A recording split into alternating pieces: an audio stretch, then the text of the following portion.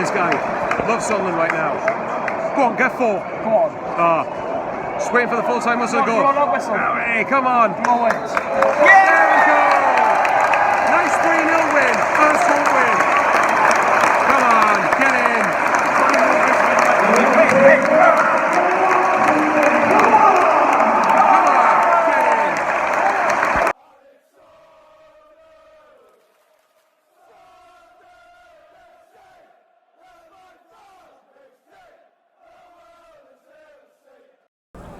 First home win of the season. First clean sheet at home, actually, come to think of it. So it's like 2 clean sheets in 3, I believe now. But yeah, good performance. Very, very good performance. I don't think the scoreline flattered to deceive either. So it's nice to see the fans happy. After what we've gone through the last few days, it's nice to see the fans actually smiling as they're coming out of the ground. Fully deserved. I think 3-0 was a pretty fair reflection of the game. I thought, from start to finish, I thought we were pretty dominant. I was surprised actually how much... I felt Rotherham came up here and their plan was to time waste, which, granted, to be fair, they did that in League One when we came up here in April and very nearly won the game. But I think here this time our class really did show. I don't know how many players Rotherham were missing. I think I overheard Sean Middleton on Fans React. And by the way, go and subscribe to them. And subscribe to this one, by the way. Like I said in earlier videos today, in the analytics, there's about 60% of people who watch aren't subscribed. So I'm trying to get to 4,000 subscribers before long. So I hate asking for it, but come on, hit that subscribe button. Make me night even better, please. But anyway, regardless, we played really well. Jack Clarke for me was man of the match.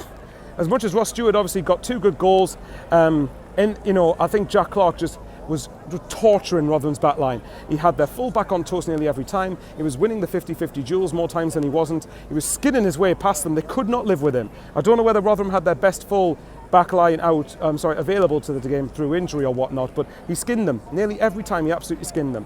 At half time, obviously, the worry was we didn't take our chances. It was exactly the same against Norwich, to be fair. If we'd have remotely took our chances, we could have got a win out of that game, let alone at least a point.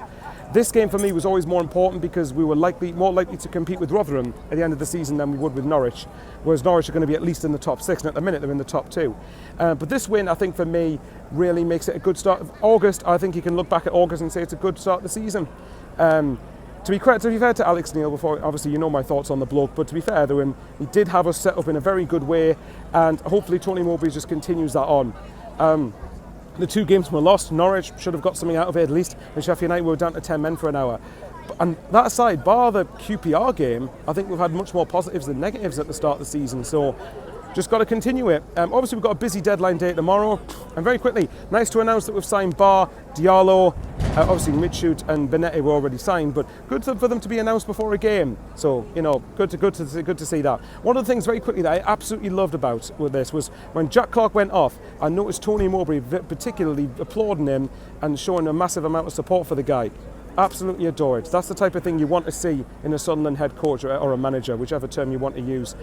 Honestly, you want to see something like that. It shows togetherness, it shows unity, and after the events of the last few days, it's good to show that the head coach actually wants to be here, understands the circumstances, and is able to just be there for the players. Continue that team spirit. That, to be fair to Alex Neil, he did develop.